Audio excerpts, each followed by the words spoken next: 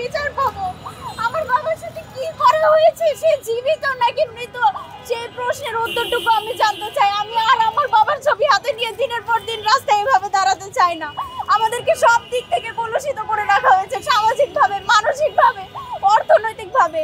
আপনারা জানেন যারা গুমের শিকার, সেই পরিবারের স্বজনরা তাদের ব্যাংক অ্যাকাউন্ট পর্যন্ত কোনো টাকা তুলতে পারছে না, কোনো সয় সম্পত্তি কোনো কিছু ভোগ করতে পারছে না। আইন উপদেষ্টার সাথে যখনই আমার কথা হয় উনি বলেন, মা আর একটু সময় দাও, আর একটু সময় দাও।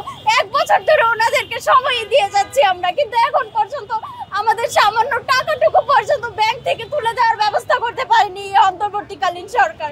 যখন জাতিসংঘ থেকে স্পেশাল রিপোর্টার এসেছে, প্রধান উপদেষ্টা গুম তদন্ত কমিশনকে উপদেশ দিয়েছে কিভাবে এই গুমের শিকার পরিবারদের ব্যাংক অ্যাকাউন্টগুলো ফিরিয়ে দেওয়া যাবে। আমরা তো সরকার থেকে কোনো অনুদান চাচ্ছি না। আমি আমার বাবার প্রাপ্য টাকা, তার সারা জীবনের ইনকাম ব্যাংকে আছে, সেই টাকাটুকু পর্যন্ত আমরা তুলতে পারি না। কেন আমাদের প্রতি এই অবিচার?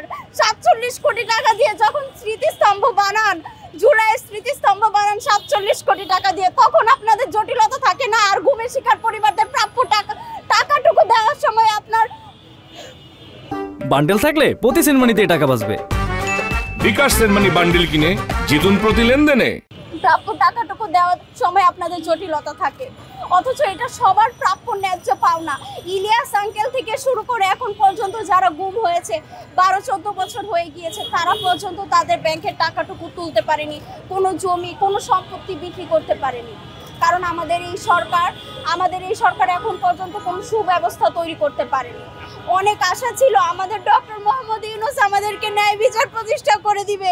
আমি খুবই আশাবাদী ছিলাম যে জুলাই আন্দোলনের পরে আমি আমার বাবাকে ফিরে পাবো, এই বাংলাদেশে ন্যায় বিচার পাবো, কিন্তু তা এখনো পাচ্ছি না। জানি না এই অন্তর্বর্তীকালীন সরকার চলে গেলে আদৌ আর কোনোদিন এই বাংলাদেশে হেফাজত, বিডিআর, পিলখানা, গুম, বিচার বহির্ভূত হত্যাকাণ্ড এগুলোর বিচার হবে কিনা। এখন আপনার মূল দাবিটা কি আপু?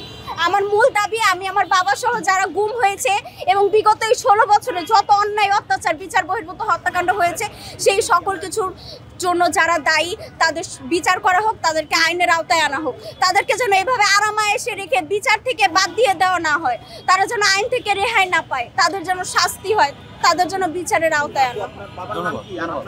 ইসমাইল হোসেন বাকের। আপনার নামটা কি বলবেন? ইসমাইল হোসেন বাকের। এই দাঁড়ান। আপনার নামটা কি বলবেন? আনিশা ইসলাম ইনশা।